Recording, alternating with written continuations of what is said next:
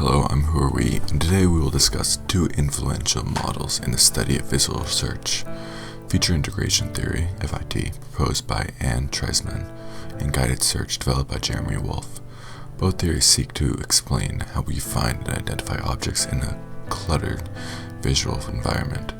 While they share a common ground, these models offer different explanations for how attention and visual features are combined to guide our search for objects. So, feature integration theory by Treisman, 1980.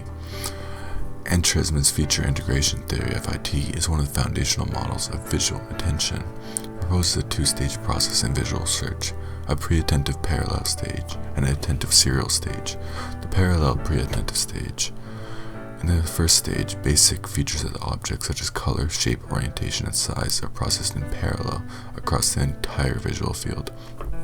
This means that the brain quickly and simultaneously gathers information about these features without requiring focused attention. The pop-out effect. If a target is distinguished by a single feature, e.g. a red object among green objects, it pops out effortlessly, and the time to find the target is not affected by the number of distractors. This is because it's processed in the pre-attentive stage.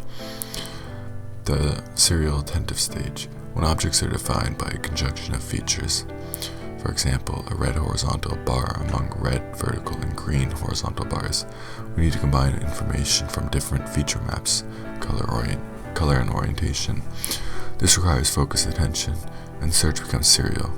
Each object is examined one at a time. In this stage, visual attention acts as a spotlight, moving across the visual field and binding features together. This process is more time-consuming, and the reaction time increases with the number of distractors. Conjunction search and attention binding. Treisman proposed that attention is needed to bind features together to form a complete object representation. In conjunction searches, the brain must bind features such as color and orientation at the same location, which makes the task slower and dependent on attention. This feature binding occurs only when the spotlight of attention is directed toward an object, allowing its features to be integrated. To Guided Search by Wolfe in 1989. Jeremy Wolfe's guided search theory builds on the foundations of FIT, but introduces a crucial modification. According to Wolfe, the distinction between parallel and serial searches is not as rigid as in Treisman's model. Instead, parallel processing can guide the serial process. Parallel processing guidances. Wolfe agrees that simple features are processed in parallel, but he adds that the parallel processes guide serial search by providing information to prioritize likely target locations. For example, if you're searching for a red vertical line among green vertical and red horizontal lines, the color red can help guide your attention to the correct set of items, making the search faster. Two stages of guided search. In the first stage, basic features are processed in parallel, similar to FIT. However, Wolfe's model proposes that this stage provides guidance signals based on feature information like color or orientation. These signals help direct the attentional spotlight towards likely target areas, even in a complex scene. In the second stage, attention is focused on the most probable locations, making the search more efficient. Rather than scanning every item one by one in serial search, the brain uses information gathered from parallel stage to reduce the number of items that need to be examined in detail. Deficiency of triple conjunctions. Wolfe's model also accounts for triple conjunctions, where the target is defined by three features: color, size, and shape. Wolfe found that these searches could be more efficient than standard conjunctions, as multiple features provide better guidance. The differences from FIT.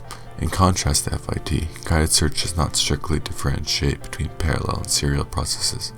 Wolfe suggests that parallel processes can influence serial search, making it more efficient by prioritizing locations, while FIT predicts that conjunction searches are strictly serial and self-terminating. Wolfe's model explains why some conjunction searches may have shallow reaction time slopes, indicating that they're not fully serial. Comparison of FIT and guided search. Both models provide valuable insights into how we perform visual searches, but they differ in several ways. FIT assumes a strict separation between parallel pre-attentive and serial attentive stages, with feature binding requiring attention, while guided search integrates the two stages, allowing parallel processes to influence and guide the serial search for conjunctions, making it more efficient. Practical implications. Understanding these models has practical applications in the field, like interface design, security screening, and cognitive science. By recognizing how the brain processes affect visual information, we can create better visual environments that leverage pop-out effects and efficient guidance to make searches quicker and more accurate. In summary, feature integration theory, FIT, and guided search both provide frameworks for understanding how we search for objects in complex visual environments. Treisman's FIT highlights the importance of attention and binding features, while Wolfe's guided search shows how parallel processes can make conjunction searches more efficient by guiding attention. These models help us understand the complexity of visual perception and the role of attention in organizing the visual world.